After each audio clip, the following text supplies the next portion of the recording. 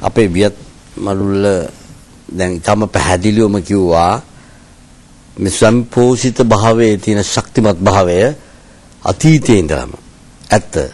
අපි අතීතයේ කිසිම රටකට අතපෑවෙත් නැහැ. සියලුම සංවර්ධන ක්‍රියාවලියන් සිදු කරේ අපේම ජනතාවමයි. අපේම මුතුන් මිත්තෝ තමයි කරලා තියෙන්නේ. එතකොට දැන් එහෙනම් මොකද්ද මේ සිද්ධ වෙලා තියෙන්නේ අපිට? දැන් ඔබ ඇහුවෙත් ඒ වගේ ප්‍රශ්නයක්. දැන් අත් වශයෙන්ම අපිට දුර්භික්ෂය ඒ දුර්භාග්‍ය කාලේ පටන් ගත්තේ 1505න්. ඊට පෙර නෙවෙයි. ඊට පසුව තමයි මේක සිද්ධ වුනේ. ඊට සියුම් ලෙස මේ ලෝකේ දැනට රටවල් 193ක් එක්සත් ජාතීන්ගේ මණ්ඩලයට යා වෙලා ඉන්නවා. මේ රටවල් වලින් මේක හැදුනේ අපි දන්නවා පළවෙනි ලෝක යුද්ධයක් කියලා එකක් ඇති වුණා. මේ පළවෙනි ලෝක යුද්ධයෙන් පස්සේ ඇමරිකා එක්සත් ජනපදයකට ඉතිහාසයක් නැහැ අපි තරම්. බොහොම කෙටි ඉතිහාසයක් තියෙන්නේ.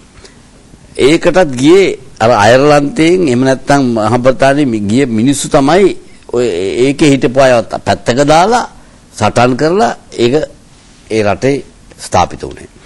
මේ රට ඔය පළවෙනි ලෝක යුද්ධයේ 1912 වගේ කාලවලදී මේ රට ටිකක් උඩට තල්ලු වුණා ටිකක්. ඊට පස්සේ අපි දන්නවා කවුරුත් 1939 ඉඳලා 1945 වල දෙවෙනි ලෝක යුද්ධය තිබ්බා. මෙන්න මෙතන තමයි මේවට කියන්නේ ටර්නින් පොයින්ට්ස්. එහෙම නැත්නම් ලෝක රටාව වෙනස් වෙච්ච අවස්ථා. දෙවෙනි ලෝක යුද්ධයේදී අපි දැක්කා මහා දැවැන්ත ලෙස ජර්මනිය මේ මුළු යුරෝපෙම අල්ලගෙන ලෝකෙම අල්ලගන්න යුද්ධ කරමින් යන අවස්ථාවේදී මොකද වුනේ? අර මහා බ්‍රිතාන්‍යයත් ප්‍රංශයත් ඇමරිකාවත් කියලා ඔක්කොම එකතු වෙලා ජර්මනියට ප්‍රහාරයක් එල්ල කළා පරාජය කළා. ඒකම රුසියාව තමයි අත් වශයෙන්ම අන්තිමේට රුසියාවේ මහා දැවැන්තර ශීත කාලය තුල ගිය යුද්ධයේදී තමයි ජර්මනිය විනාශයටපත් වුනේ. කොහොම හරි මේක එකතු වෙලා මේ කට්ටිය මේ යුද්ධේ ජර්මනිය පරාජය කරා. මේ 1945 කාලේ. ඒකම අමතක කරන්න එපා. මේ මොහොත වෙනකොටම දැන් අපි මානව අයිතිවාසිකම් කියලා කතා කරනවානේ. ලෝක ඉතිහාසයේ දැවැන්තම මානව අයිතිවාසිකම් උල්ලංඝනය කරේ ඇමරිකා එක්සත් ජනපදයයි. ඒ තමයි හිරෝෂීමාවට සහ නාගසාකි වලට දාපු ඒ පරමාණු බෝම්බෙන් මැරුණේ අහිංසක සිවිල් ජනතාව ලක්ෂ සංඛ්‍යාත ගාණක්. එක්කෙනෙක්ගේ පීයක්වත් අතේ තිබුණේ නැහැ. ඉතින් මේ සිවිල් ජනතාව කවදා හරි අනාගතයේදී මේක සමාජ මේ ඔය මානව කවුන්සිලයට යන එක නැහැ. මේ දෙවිවරු ඉන්නවනම් ඒ කවුන්සිලේ බාරගනි ඔය වැඩේ. කවදා හරි ඇමරිකාවට ඒක බැලකෙන්නම බෑ. මොකද ඒ තරම් මානව අයිතිවාසිකම් උල්ලංඝනය කරපු රටක් තවත් ලෝකේ නැහැ. දැන් මේ දෙවෙනි ලෝක යුද්ධයෙන් පස්සේ ඔහොම එනකොට මේ කට්ටිය එක්තරා සමීකරණයක් හැදුවා. දෙවෙනි ලෝක යුද්ධයෙන් පස්සේ දැන් ඒ කාලේ වෙනකොට මේ රටවල් අපි වගේ දුප්පත් රටවල් අහිංසක රටවල් අල්ලගත්තා. දැන් අපි දන්නවා අපේ පෘතුගීසින් ලන්දේසින් ඊපස්සේ මේ ඉංග්‍රීසින් අපේ රට අර මේක මංකොල්ල කෑමක්. මේකට වෙන වචනයක් මට නම් නැහැ අපේ භාෂාවේ. අපේ විතර නෙවෙයි අප්‍රිකාවේ රටවල් 54ක් ඒ හැම රටම මේ යුරෝපීය ජාතිකයෝ අල්ලගත්තා. අල්ලගෙන නිකන් ඉන්නේ නැහනේ. දැන් අපි බලන්න අපිට කරලා තියෙද්දි අර කන්ද උඩට ගියාම ඔය වලපනේ ආසනේ පැත්තේ නුවරදී පැත්තේ ගියාම ඒ හිටපු මිනිස්සුන්ට ගෙවල් හදාගන්න තැනක් නැහැ. මේ පොඩි ඉඩම් කෑල්ලක ගෙවල් ටික ඔක්කොම අර නගරයක් වගේ. ඒකල ඔක්කොම තේ වතු වලට මේ සුදු ජාතිකයෝ ගත්තා. 7-5ක් අපිට අද වෙනකල් ගෙවලා නැහැ. සල්ලි ඒ කියන්නේ මුදල් පුදුම විදිහට අපෙන් අරන් ගියා. මේක තමයි කරේ. මේක උදාහරණයක් දුන්නේ. නමුත් වෙනත් දේවලුත් අරන් ගියා. එදා අපේ මිනිස්සුන්ට අපේ මුතුන් මිත්තන්ට සිද්ධ වෙච්ච ඒ කඩකිරීම, ඒ මානව හිමිකම් කඩකිරීමනේ ඒවා සම්බන්ධව යෝජනාවක් ගෙනාවොත් අද මම හිතන්නේ කාල නිර්ණය කරලා මේ කාලේ මේ විදිහට වුණා කියලා සාක්ෂි සහිතව අද යෝජනාවක් ගේන්නත් පුළුවන් බැරිනේ. හරියටම හරියට හොඳ උදාහරණ දැන් මෙතුමා මතක් කරා ඌව වෙල්ලස්සේ කතන්දරේ. ඌව වෙල්ලස්සේ විතරක් වැව් 7300ක් විනාශ කරා. අවුරුදු 18ට වැඩි පිරිමි හොයා මැරුවා 1818 මේ වීර මොණවිල කැප්පෙටි පොලිතුමාගේ ඒ කරපු ඒ විරෝධාර සටන අවස්ථාවේදී එතකොට ගෙවල් පිච්චුවා. මේවා මානව අයිතිවාසිකම් උල්ලංඝනය කිරීමක් නෙවෙයිද? එතකොට මේවට කවුරුවත් තාම මේව කරලා නැහැ. ඉතින් හරිනම් අපි ඔක්කොම එකතු වෙලා මේ මහා ප්‍රතානේ ඒ ඉංග්‍රීසි ජාතිකයෝ කරේ මේ මානව අයිතිවාසිකම් උල්ලංඝනය දැඩි ලෙස උල්ලංඝනය කරා. ඒකල අපිව අසරණ කෙරුවා. අර මිදුමන්ලා කිව්වා වගේ අපේ වැව් පද්ධතියින්ද තමයි අපි ශක්තිමත් උනේ. එතකොට ඔය හඳපාංගල ඉඳලා දීඝ වාපියට යනකල් වැව් පද්ධතියක් තිබුණේ. වැව් කුඹුරු පද්ධතියක් තිබ්බේ. ඒක මොකද්ද කරේ මුන්? ඔක්කොම විනාශ කරලා යාල කියලා වනයක් හැදුවා. ඔය යාල වනයක් නෙවෙයි. මෙතුමා හොඳටම දන්නවාද? මේ ඔක්කොම වැව් පද්ධතිය. ඇයි අර කණ්ඩ තියෙන කෑම නැති කරන්න ඕනේ ඉස්සල්ලාම. ඒකයි ඔවුන් කරේ 1918. අපි 70% විනාශ වුණේ 1918 පස්සේ. නැත්තරම නැතුනේ. ඒ විතර නෙවෙයි මේ අනුරාධපුරයට කුරුණෑගල හරහා යන පාරවල් පුත්තලම් පාරවල් කැපුවේ සුද්දෝ වැව් මැදින්. ඇයි වැව් විනාශ කරන්න ඕනේ. මේක තමයි කරේ. ඒකලා විනාශම කරා අපේ කෘෂිකාර්යය. මේ ශක්තිමත් ජාතිය විනාශම කරා. ඉතින් එහෙම කරලා ඇවිල්ලා දැන් අපි නැවතේ මොකද දෙවෙනි ලෝක යුද්ධයෙන් පස්සේ මේ කට්ටිය බැලුවා මේ රටවල් අල්ලන් ඉන්න අමාරුයි. ඒක නිසා බොරු නිදහසක් දුන්නා. දැන් අපට හම්බුණා 1848 පෙබරවාරි 4 වෙනිදා නිදහස කියලා. මේ කිසිම නිදහසක් නෑ අපිට. 1948. ඔව් 48 පෙබරවාරි 4 දුන්නේ නිදහසක් නෙවෙයි. මේක ව්‍යාජ නිදහසක්. මම බැලුවා කොහොමද තවත් අපි පාගගෙන ඉන්නේ කියලා. ඔවුන් ඊටාම සියුම් ලෙස නොයෙකුත් උපක්‍රම භාවිතා කරා. ඒ උපක්‍රම වලින් එකක් තමයි මිනිසුන්ගේ මොළ ටික ඊටා සියුම් ලෙස කුරුවල් කරන්න පටන් ගත්තා. ඒක කියනවා නම් අපේ තියෙන හරපද්ධතිය විනාශ කරුවා. අපේ තියෙන සංස්කෘතික බැමි විනාශ කරුවා. අපි ඒ තරම් ශිෂ්ට සම්පන්න ජාතියක්, අති ශිෂ්ට සම්පන්න ජාතියක්. අපි මත්පැන් බිව්වේ නැහැ 1818 පෙර. ඒක කරෙත් ලෙෆ්ටිනන්ට් කර්නල් හුක් කියන කුරුණෑගල පාලකයා මේජර් ඩී මැක්ඩොනල්ඩ් 1818 ඔක්තෝබර් මාස 25 වෙනිදා යවුවා සංදේශයක්. අර මෙතුමන්ලා කිව්වා වගේ දැන් මෙතන විල්සන් එහෙම කරලා කිව්වේ රන්දෙනිගල එහෙම ඒ අවුරුදු 310ක් පෘථුවිසින් ලන්දේසින් ඉංග්‍රීසින් මහනුවර රාජධානිය අල්ලන්න බැරි වුණා. බැලුවා මොකක්ද මේක හේතුව කියලා. ඒ හේතුව හොයන් ගියාම අපි හරි ශක්තිමත් ජාතියක්, ශ්‍රේෂ්ඨ ජාතියක් අපි. මේක නිසා අර ජෝන් ඩොයිලිත් ඇවිල්ලා සිංහල ඉගෙන ගත්තා. සිංහල ඉගෙනගෙන මේ බැලුවා මොකද කියලා. ඒකල තමයි අර ලෙෆ්ටිනන්ට් කර්නල් හුක් කියනවා you won't be able to defeat these people. Major D McDonald කියනවා the only way you can defeat is by introducing alcohol කිව්වා. එකම ක්‍රමයයි තියෙන්නේ ඇතුල් කරපම් මත්පැන් කිව්වා. එතකොට කවුද හිටිය ආණ්ඩුකාරයා? රොබර්ට් බ්‍රවුන්රිඩ්. රොබර්ට් බ්‍රවුන්රිඩ් මොකද කරේ? in that case open up taverns in each and every village and give free of charge initially කිව්වා. අරපල්ල හැම ගමේම තබරුම් නොමිලේ බොණ්ඩ කිව්වා. මෙන්න අපිට ලැබිච්ච දවන්තම ප්‍රහාරය අපිට ලැබිච්ච මේ ශ්‍රේෂ්ඨ ජනතාව විනාශ වුනේ එතනින්. ඒකට හේතුව තමයි මේ මොලේ තියෙන මිලියන 10000ක් තියෙන සෛල හැම මත්පැන් බින්දුවරම සෛල මැරෙනවා. බීමත්කම නිසා නූගත් වෙනවා. නූගත්කම නිසා දුප්පත් වෙනවා. මුළු රටම ඒ කට්ටිය ගෙනාවා මේ සමීකරණයට. මොකද ගෙනාවේ? බීමත්කම නූගත්කම දුප්පත්කම සමීකරණයට ගෙනල්ලා ගම්මැසියෝ විනාශම කරා. ඔවුන්ගේ ගුණවත් භාවය නැතුව ගියා. ඔවුන්ගේ ඥානවත් භාවය නැතුව ගියා. ඔවුන්ගේ සෞඛ්‍යවත් භාවය නැතුව ගියා. අර ඔබ මුලින්ම කතා කරපු වෙලාවේ ප්‍රවිෂ්ඨයේදී ඔබ කිව්වා මේ සමහර දේශවල වල මේ මිනිස්සු දුප්පත් රට පොහොසත්. රටවල් දුප්පත් මිනිස්සු පොහොසත්. ඒක උදාහරණයක් තමයි සිංගප්පූරුව. රට දුප්පත්. මොකද හේතුව? කිසිම ස්වාභාවික සම්පතක් නැති රටක් සිංගප්පූරුව. වතුර බොන වතුර ගේන්නේ මැලේසියාවෙන්. ඒ නායකයා ලී කුවන් කිව්වා මම මගේ රට දියුණු කරේ ක්‍රම තුනකින්. මගේ මිනිසා ගුණවත් කොට, මගේ මිනිසා නැනවත් කොට, මගේ මිනිසා සෞඛ්‍යවත් කිරීමෙන්. මේක තමයි අපි නැති උනේ. අපේ තිබුණේ මේකයි. අපේ වීරෝදාර මුතුන් මිත්තල්ල තිබුණේ අපි ගුණවත් යහපත් අවුරුදු 2000ක් තිස්සේ තිබිච්ච බෞද්ධ සංස්කෘතියෙන් හැදිච්ච ඒ තාමත්ම ගුණවත් ජනතාව ගුණවත් භාවය නැති කෙරුවා. ඒක නිසාම ඥානවන්ත භාවය නැතුව ගියා. ඒ වගේම සෞඛ්‍ය භාවයත් නැතුව ගියා. අද ඊටාම දුර්වල තත්ත්වයටපත් වුණා. මේක ප්‍රයෝජනට ගත්තා. ඊටාම මොහොම ඇවිල්ලා අද වෙනකොට මේ හරපද්ධතිය නැති, සංස්කෘතියක් නැති, අපේ අම්මා අප්පච්චි තේරෙන්නේ නැති, වැඩිහිටියන්ට ගරු කරන්නේ නැති පිරිසක් බවට අද පත් කරලා තියෙනවා. මේක තමයි අද තියෙන දැවැන්තම ප්‍රහාරය. ඉතින් අපි ස්වයංපෝෂිත රාජ්‍ය බවට අනිවාර්යෙන් පත්විය යුතුමයි. ඒකට ප්‍රධානම බාධකය මේ දුප්පත් මානසික තත්ත්වය. එහෙමනම් අපි දැන් විප්ලවයක් වගේ කරන්න ඕනේ. මිනිස්සු මාතෘ භූමියට ආදරය විය යුතුයි. මිනිස්සු ගුණවත් විය යුතුයි. මිනිස්සු ඥානවන්ත විය යුතුයි. එහෙමනම් මේකට අපි දැඩි ලෙස අපි ජාතිය මේකා වගේ ඉන්න ඕන අවස්ථාවක් මේක. මම නම් එකක් කියන්නේ මගේ ජීවිත අධිෂ්ඨානයත් ඒකයි මේ යන්ට පෙර මේ රටේ තියෙන සියලුම තැබෑරුම් වහලා ඒක තමයි ජීවිතේ මේ යන්ට ඉස්සලා බට මගේ තියෙන එකම ප්‍රාර්ථනය. ඒක මගෙන් පස්සේ කවුරු හරි මේක කෙරියාවේ මේ රට ගොඩ ගන්න නම්, මේ රට නැවත ගන්න නම් මේ පරසුද්ධෝ අපට ඇතුල් කරපු රොබර්ට් බ්‍රවුන්රිඩ්ලා හිතාමතා ඇතුල් කරපු මේ සාමාන්‍ය ජනතාව සම්පූර්ණ මේක නොදැනුවත්ව පොඩි දෙයකට බොන මේ සංස්කෘතියෙන් එහාට ගිහිල්ලා ශිෂ්ට සම්පන්න ජාතියක් අපි බිහි කළ යුතුයි. අද බලන්න තුට්ටු දෙකේ දූෂිත දේශපාලනඥයෝ මේ රටේ ඉන්නවා. මේවට අපි හඬ නගන්න ඕනේ. මේවට නිහඬ වෙලා බෑ. මේ දූෂිත දේශපාලනෝ අපි ඉවත් කළ යුතුයි දේශපාලනේ. මේ රට ගොඩ ගන්න නම්. එහෙමනම් ඒ අය ආදර්ශ විය යුතුයි. ශිෂ්ට සම්පන්න දේශපාලනඥයෝ මේ රටේ ඉන්නවා. අති උතුම් දේශපාලනඥයෝ මේ රටේ ඉන්නවා තාමත්. ඒ අය නිහඬයි. ඒ අය ශිෂ්ට සම්පන්නයි. ඉතින් ඒ වගේ අපි මේක අපි නිහඬ වෙන්න බෑ හසන්ත. අපි මේක විටින් විට කිය යුතුයි. මම මේ පළවෙනි වටේදී මම එකයි කියන්නේ. ඒ තමයි අපේ චින්තනය අපි හදාගත යුතුයි. නැත්නම් අපිට ඉදිරියට යන්න බෑ මොහොතක්වත්. වෙන රටකින් උදව් නොගෙන කාටවත් අත නොපාපු ප්‍රෞಢ ඉතිහාසයක් අපිට තියෙනවා. මේ සාකච්ඡා මණ්ඩපයේදී ඒක හෙළි වුණා.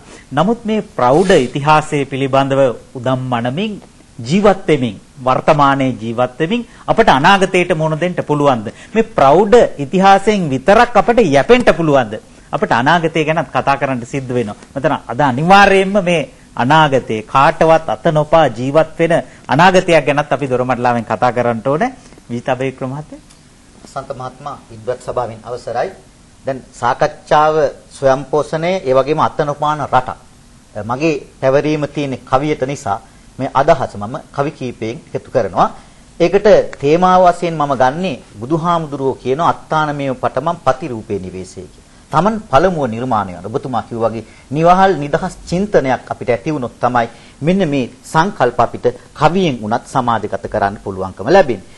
මුනි සිරිපා පහසින් මුළු රටම දිලෙනවා ඔබත් මමත් ගොඩ නගන්න පාර කියනවා සිත පොහොසත් කරගත්තොත් වඩා වටිනවා අත නොපාන රටක් වුණොත් එයත් වටිනවා විදාපියා යහ සිටිවිලි රට පුබුදන්නයි නිදා නොසිට දැය නගන්න පෙරටම එන්නයි සදාතනික අභිමානය සොඳින් රකින්නයි මෙදා ඔබට ඒ වෙනුවෙන් ඇරයුම දෙන්නයි වීර මුතුන් මී මුත්තන් දිනු ශ්‍රී ලංකා ඔබ නැගෙන්න ඒ ගැන නැහැ සිත තුල සංකා දියුණු වෙන්න මග සලසමු නොමැතිව වංකා එවිට දිලෙයි ඉර සඳසේ මව් බිම ලංකා දැන් ඉරසඳ ගැන කතා කරද්දී අපේ මහත්මයා සඳහන් කළා මේ මව්බිමට තරම් හොඳින් අවුව වැටෙන හොඳින් ඉර පායන තවත් මව්බිමක් නැහැ.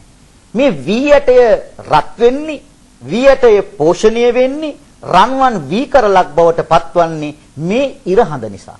හසන්ත මහත්මයා අතනොපාන රටක් ගැන කතා කරනකොට අපේ රට කෘෂිකාර්මික රටක් නිසා ජන කවියා කවියෙන් කොයිතරම් දුරට වීගහට බතට ගොවිතැනට ගරු කළාද කියලා උදාහරණ දක්වන්න පුළුවන් නිර්මාණ රාශියක් අපේ තියෙනවා. එදා අතනොපා ජීවත් වුණු ජන කවියා නැත්තම් ගොවියා තෑගි භෝග අරංගියා කියලා කිව්වා. මේ භෝගයක් හැටියට වීගහට කවියක් නිර්මාණය කරනවා. මේ ස්වයං පෝෂණයේ මූලික අදිතාලම කෘෂි කර්මාන්තයෙන් වැටෙන ජන කවියා කියනවා මෙහෙම ගසට නමකි ගස මැරුණම වෙන නමකි ගෙඩියට නමකි ගෙඩියේ සුඹුලට නමකි මදට නමකි මද කන කොට වෙන නමකි මෙතුන් පදේ තෝරාලා කියන් සකි තෙරවිලි කවි උත්තරේ දෙනවා ආචාර්යතුමනි ගසට ගොයම වෙයි මල විට පිදුරු වෙති සුඹුලට දහයියා ඇටයට වී කියති මදයට හාල් කියමින් එය බතට කති මෙතුන් පදේ තේරුම් මේ විලස වෙති මේ වැදගත්ම කාරණාව තමයි ගස, ගොයම් ගස, ඒ වගේම පිදුරු, සුඹුල්ල, දහයියා මේ හාල් ඇටේ කියන මේ සියල්ලම අපි පරිශීලනය කරා. දැන් දහස් ගාණක් වී වර්ග තියෙනවා අර පොහොර දාන්න බැරි. අදටත් අපිට ඒව හොයා ගන්න පුළුවන්. හොයාගත්තොත් පැල කරන්න පුළුවන් දේශයක් තියෙන. ඒ වගේම තමයි කෘෂිකර්මාන්තයත් එක්ක ඉරහඳ ඊ타මත්ම මනවින් සම්බන්ධ වෙනවන්. ඉරේ තියෙන උෂ්ණත්වයත් සඳේ තියෙන සෞම්‍ය ගතියත් දෙක එකට එකතු කරපුවාම අතනපාන රටක එදා ස්වයං පෝෂිතය ඉරට හඳට ගරු කරලා ජන කවිය මෙන්න මෙහෙම නිර්මාණය කරනවා. ඉරට ඊරක් නැත මෙහෙම ඊරක් නැත ඉරිදා පායන ඉර වාගේ සඳට සඳක් නැත මෙහෙම සඳක් නැත සඳුදා පායන සඳ වාගේ දියට දියක් නැත මෙහෙම දියක් නැත කැලණි ගඟේ නිල් දිය වාගේ කෙතට කෙතක් නැත මෙහෙම කෙතක් නැත ගොයම් නෙලන මේ කෙත වාගේ කැලණි ගඟේ දිය ගැන කතා කරනකොට මහාචාර්යතුමනි කොසල් රජුරවන්ට ගෞරව නාමයක් දෙනවා හසන්ත මහත්මයා ඒ කාලේ පසේ නදී කෝසල කිය.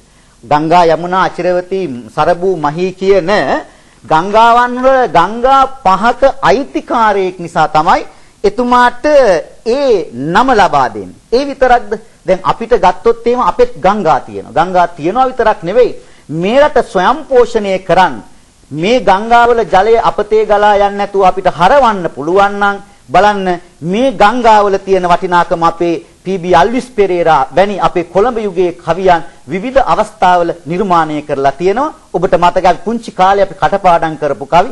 අද දරුවන්ට මේවා මෙහෙම හරි ඇහෙන්න ලැබෙනවා නම් මං හිතන්නේ වඩා හොඳයි. කවි පාඩම් කරගත්තත් කමක් නැහැ.